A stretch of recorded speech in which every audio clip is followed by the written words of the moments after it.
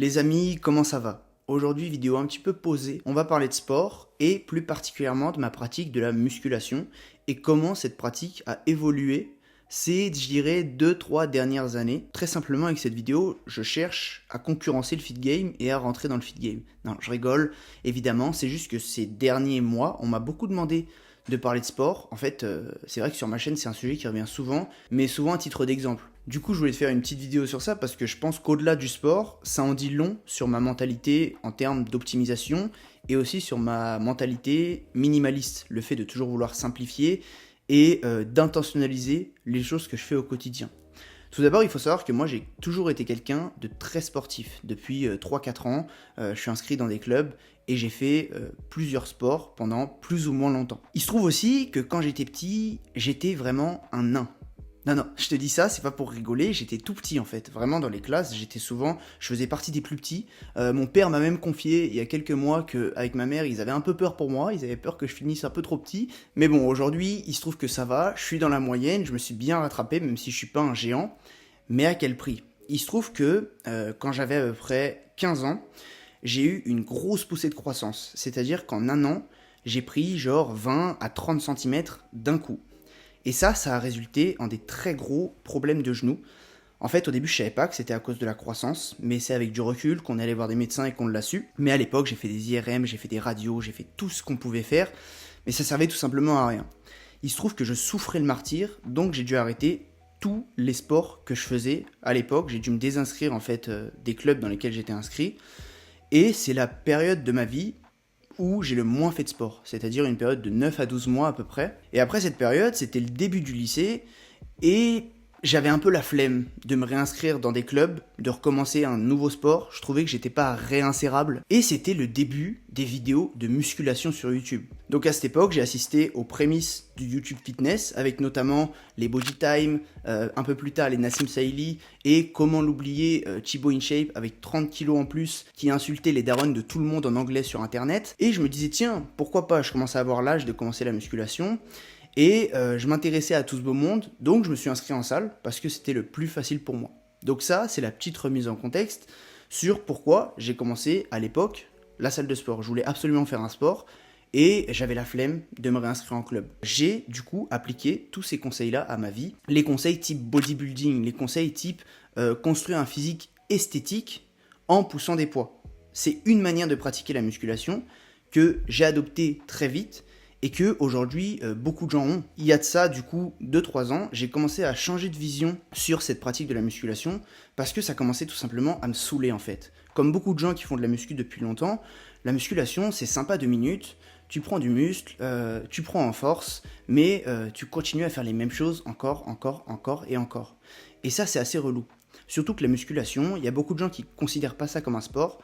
Personnellement, c'est pas mon cas, je pense que c'est un sport à part entière, mais je pense que ces dernières années, on a contribué à le faire devenir un sport principal dans la vie de plein de gens, alors que, à la base, c'est quand même quelque chose qui vient soutenir un autre sport, un lifestyle en général. Mais malgré tout, je continuais quand même à rester dans cette boucle, parce que je pensais que si j'arrêtais de pousser, ne serait-ce que quelques jours, quelques semaines, allez, parce que je partais des fois en vacances, et bah j'allais perdre tout ce que j'avais gagné en fait.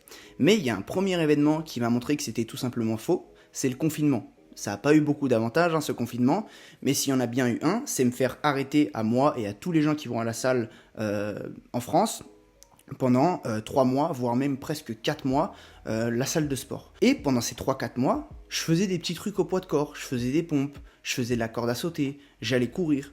Et je me suis rendu compte après 3-4 mois que j'avais pas perdu tant de muscles que ça. J'avais évidemment un peu perdu, mais j'avais gagné autre chose. Et c'est ça qui restait après dans ma tête.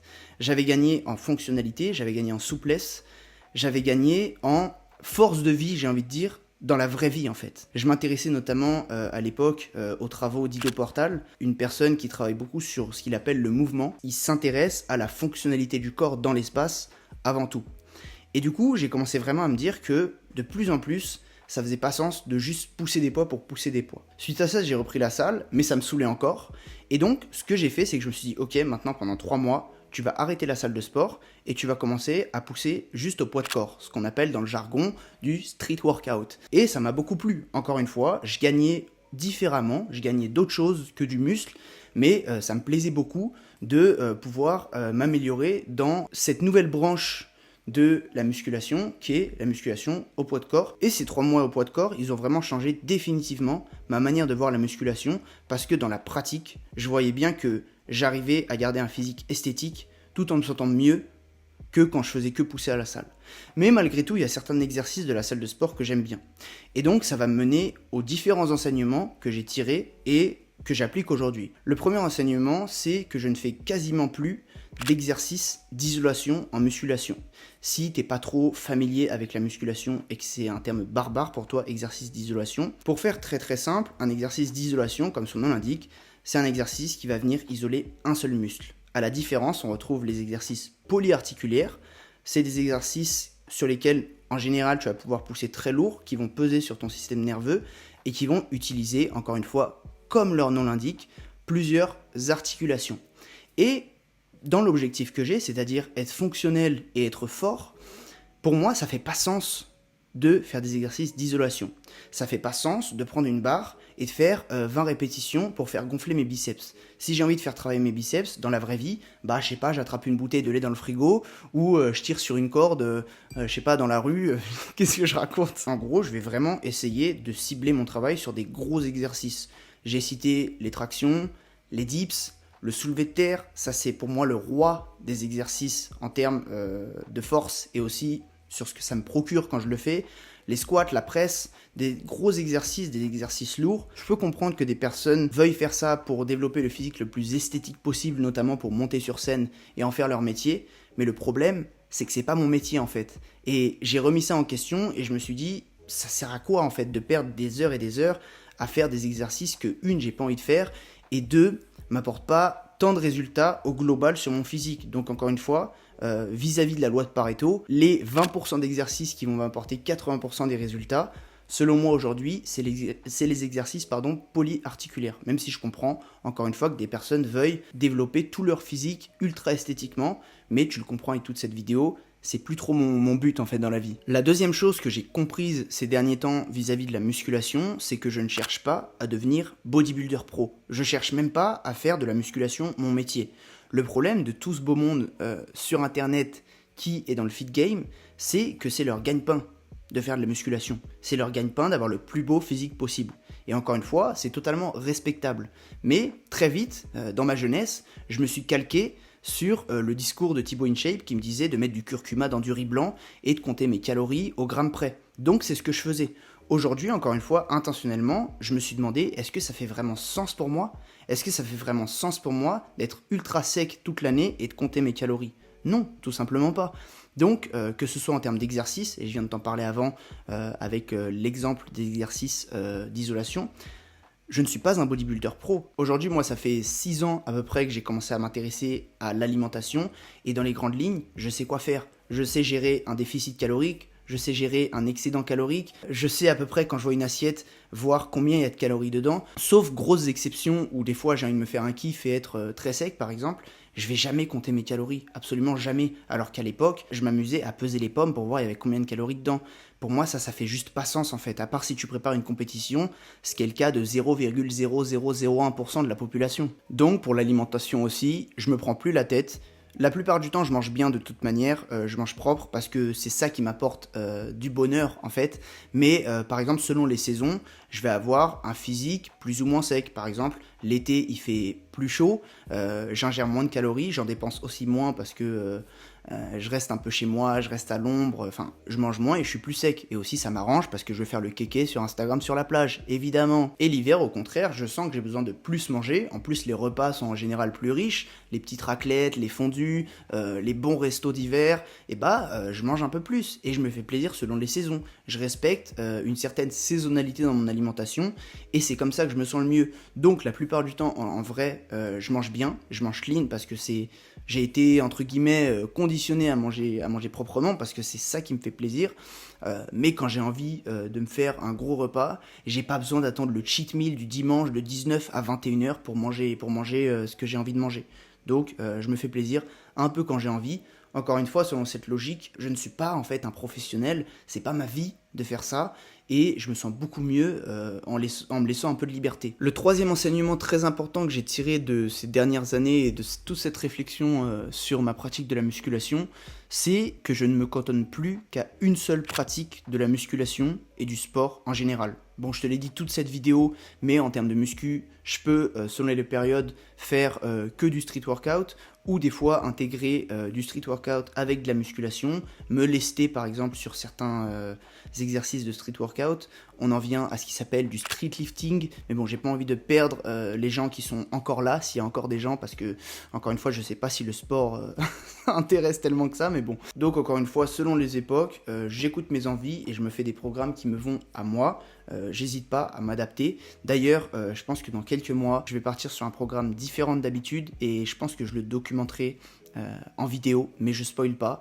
Dis-moi en commentaire si ça t'intéresserait de me voir relever ce défi sportif, mais ça risque d'être assez intéressant. Aussi la musculation, encore une fois, je te le répète, aujourd'hui c'est devenu un support pour d'autres sports. Donc je cherche vraiment à être à la fois fort et fonctionnel. J'ai pas envie d'être le plus fort de la salle de musculation, mais de pas savoir faire 5 km en vélo. J'ai pas envie d'être le plus fort de la salle de musculation, mais de pas savoir nager 20 mètres. Donc selon mes envies, encore une fois, je pense que de plus en plus, je vais me laisser aller à d'autres sports. Notamment là en septembre, je vais commencer un nouveau sport, je pense, et j'adapterai encore une fois mon programme aux besoins de ce sport-là. Et donc, je vais de plus en plus me diversifier dans les sports que je fais, parce que c'est ça qui m'apporte aujourd'hui le plus de bonheur, j'ai envie de dire, c'est de me sentir bien et de pas m'enfermer en fait dans une sorte de rigueur un peu idiote. Des fois, la discipline et la rigueur, évidemment, c'est cool, mais après des années et des années et des années à appliquer les mêmes choses et à être discipliné, j'ai compris, la salle de sport, je peux y aller, je sais quoi faire, donc j'ai besoin d'autre chose. Et c'est comme ça en fait que j'ai changé de vision de la musculation ces 2-3 dernières années. J'espère que cette vidéo conseil / storytime t'aura intéressé. Si je vois que cette vidéo intéresse, je ferai de plus en plus de contenu sur le sport, je pense, pas que théorique, aussi pratique. Ça peut passer par des défis, ça peut passer par des séances, qui sait.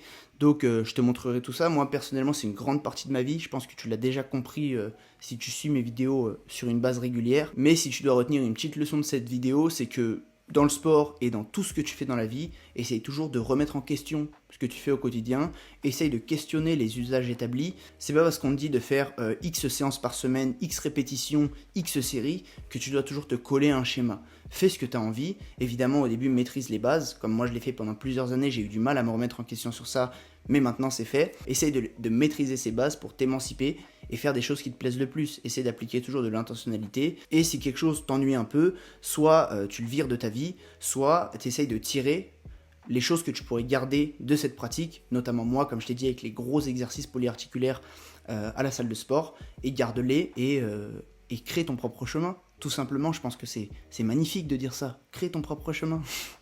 Si cette vidéo t'a plu, pour une fois, je te demande vraiment de me dire en commentaire ce que tu en as pensé et est-ce que tu aimerais avoir plus de vidéos, plus axées sport, parce que moi, ça m'intéresserait énormément. Donc si ça te plaît et que ça me plaît, c'est incroyable. Tu peux aussi cliquer sur le premier lien en description pour accéder à mon Patreon.